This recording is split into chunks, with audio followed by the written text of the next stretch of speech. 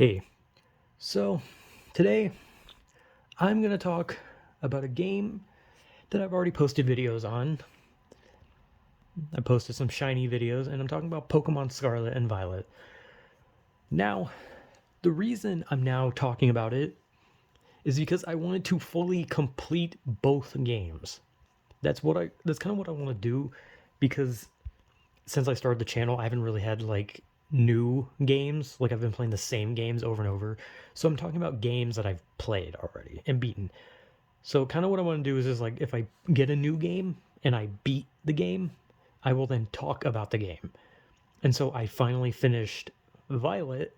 I beat Scarlet like almost like 2-3 days after I got it, but I just beat Violet finally. It took me way too long because I was dicking around for a long time. And so I just want to talk about it. And you're going to hear the same thing that a lot of people have already said because pretty much everyone's conclusions are performance issues, and just performance issues, just constantly saying that over and over again. And obviously, I'm going to parrot that because the game has a lot of goods and a lot of bads. Like a lot of both. But my personal opinion on the game is that I like it. I loved it. I thought it was so much fun. But yes, the performance issues are awful. And they recently did have a patch where they're fixing some things, but not everything. Obviously, it's probably going to take them a long time to fix a lot of the problems. And the game only crashed twice for me, I think, in my entirety of playing it. So, I mean, it's not that much. Though I did have a glitch where I went into a den and I beat the den, and then it just locked me in the den, where it just kept showing me my Pokemon in the den and wouldn't let me out until I had to close the game. So I guess that kind of counts. And I've clipped through when I was in the inlet cave or inlet grotto or whatever the hell it's called. I got in a fight with a Diglett and it clipped me into the ceiling, and then I fell through the map. So that was also something that happened. But I thought the game was fun. And Pokemon games are kind of known for having boring stories. Like, almost every generation of Pokemon is known for having really boring stories that no one cares about. And this one didn't really lean much into a story for the gyms. Like, because the gyms were just basic go to the gym, do the thing, go to the gym, do the thing. But they had Arven's storyline, and they had the Team Star storyline, which I don't like Arven. I'm going to be honest. I hate Arven.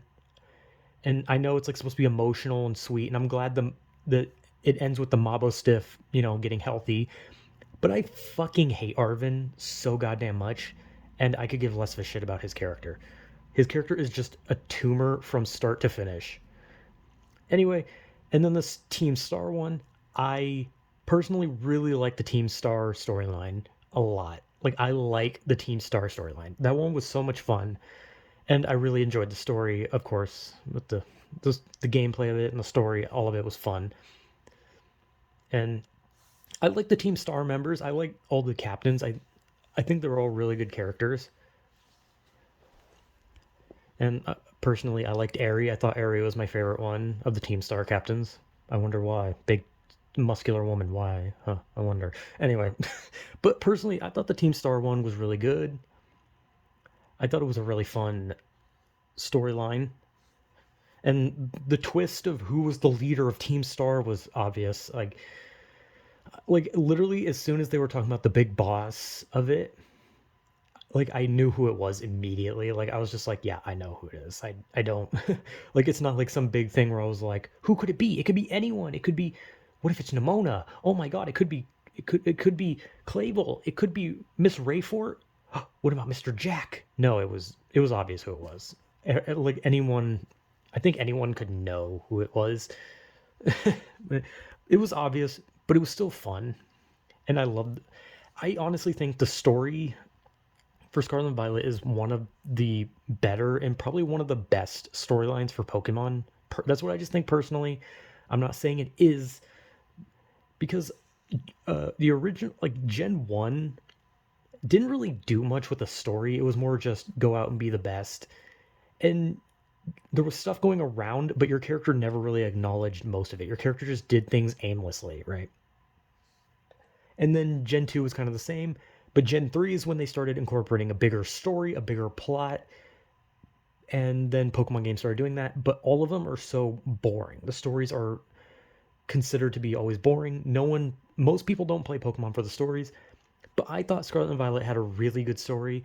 And then the ending part where, depending on which game you picked, you either get prehistoric or futuristic Pokemon. And then the stories with the professors, which are like Arven's parents or mom or dad, depending on which game you picked. And then they're dead. The fact that a character in Pokemon is actually fucking dead. Like not like, oh, someone had a Pokemon die. No, the character is dead. Like a character is actually like dead and is said to have been killed. Is like something new in a Pokemon game.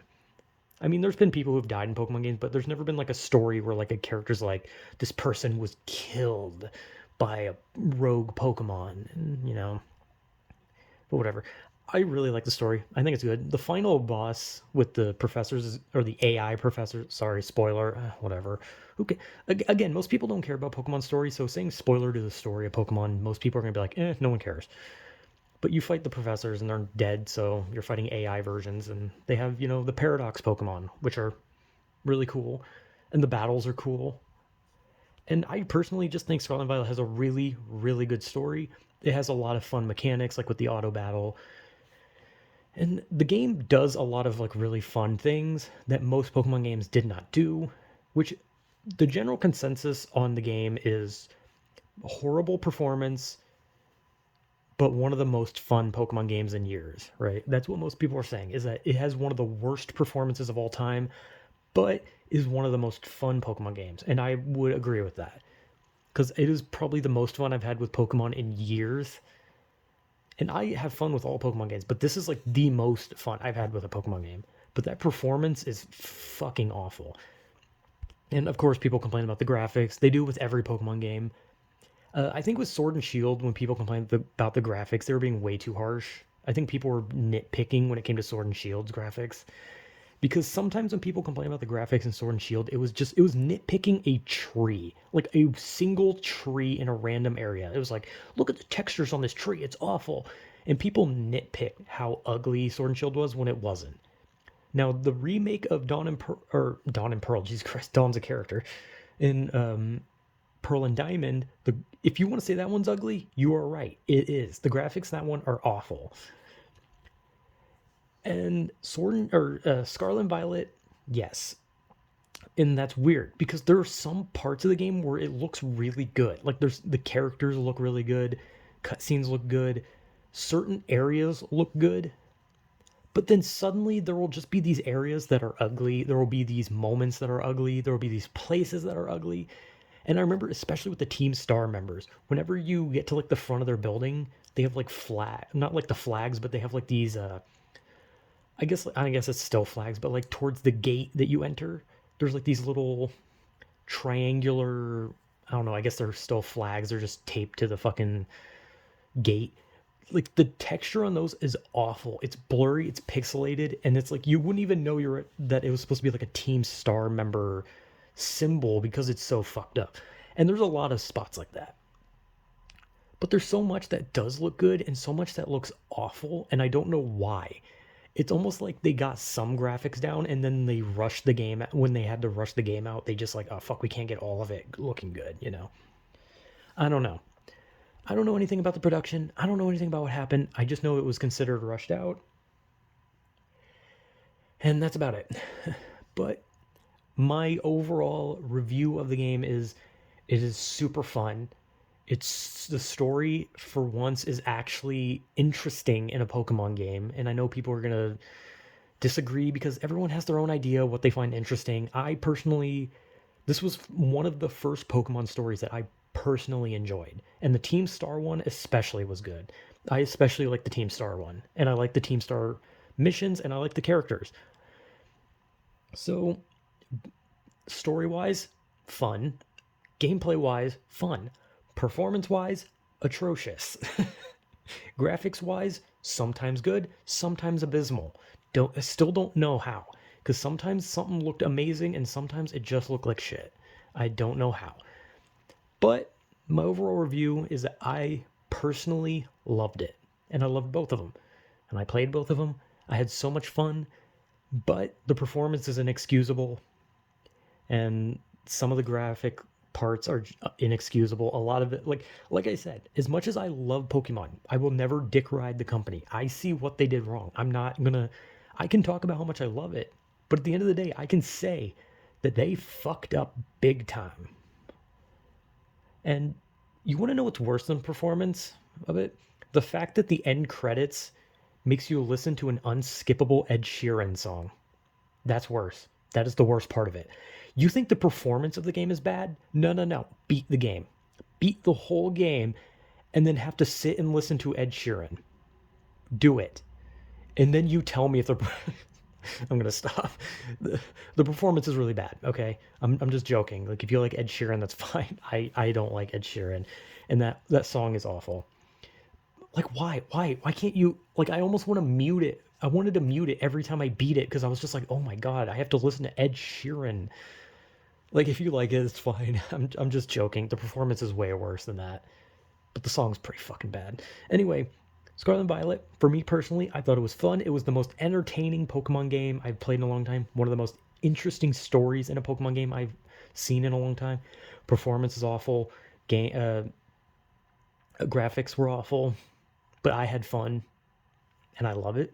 And if I keep finding shinies, I'll probably keep uploading shiny videos because I'm just happy to find them. And I want them cemented on my channel so that I have proof to myself that I got the shinies and then I'm not just blowing steam out my ass by saying I have one. But yeah, super fun, but also super broken. And God, just fix the fucking performance. That's all I want. Just fix the performance. The glitches are one thing, but the performance is another. Their update was like to fix glitches. No, fix performance first. The performance needs to be fixed first. The crashing in the performance needs priority over the glitches. If I fall through the map, whatever. If a Pokemon spots me from a mile away, whatever. If I suddenly get flipped upside down, whatever. But performance is the number one thing that should be worked out, not the glitches. Performance is the number one thing that needs to be fixed. And it should be, not the glitches, the performance. But still loved it. So yeah, Pokemon Scarlet and Violet was super fun. Also super broken. And who knows how long it'll take for them to fix it. Probably months. So yeah, I guess we'll just have to wait a long time to get a smooth running game. Yeah, I still loved it though. I hate that song at the end.